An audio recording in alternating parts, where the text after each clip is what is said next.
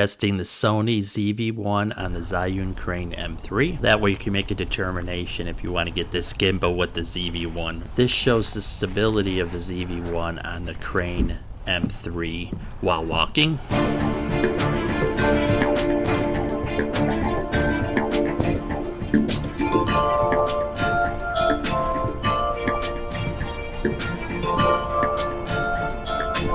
This shows how smooth and consistent it is with panning on the M3. This is an example of holding the gimbal down below, upside down, which gives a unique perspective, which would be hard to achieve handheld.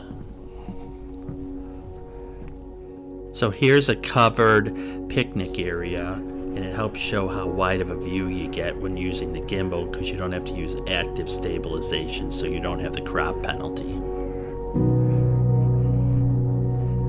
Here's a tilt sample while using the joystick on the M3 to just slightly move the joystick to get that smooth movement.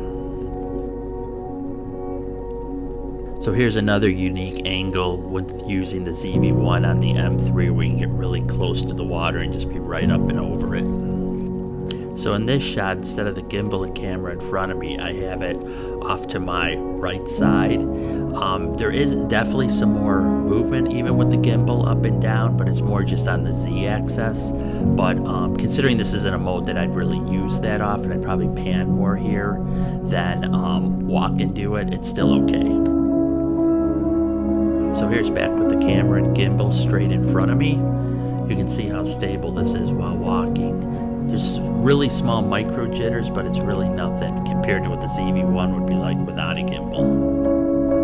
So this is another walking test. I like to have it where there's something on both sides so you can see the stability of the gimbal, because you can see like the railings aren't moving it really at all, and it shows how smooth the actual gimbal makes the ZV-1.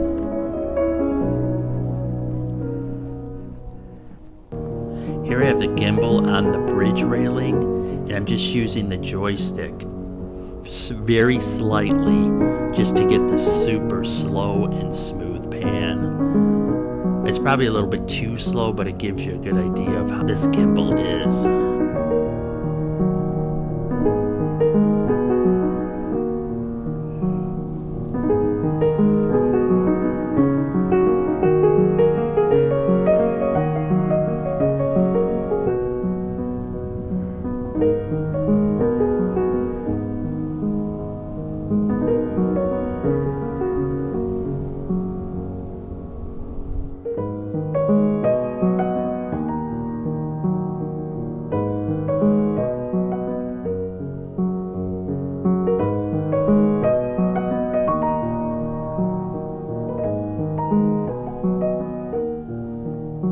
So here's panning with just the gimbal, not the joystick, and you can see how wide it makes the ZV-1, as well as it's still super smooth to pan just with the gimbal. So here's just a low-level shot, manually panning, and you'll see up here I actually speed it up and go a little bit faster just because you get more ability to do different speeds.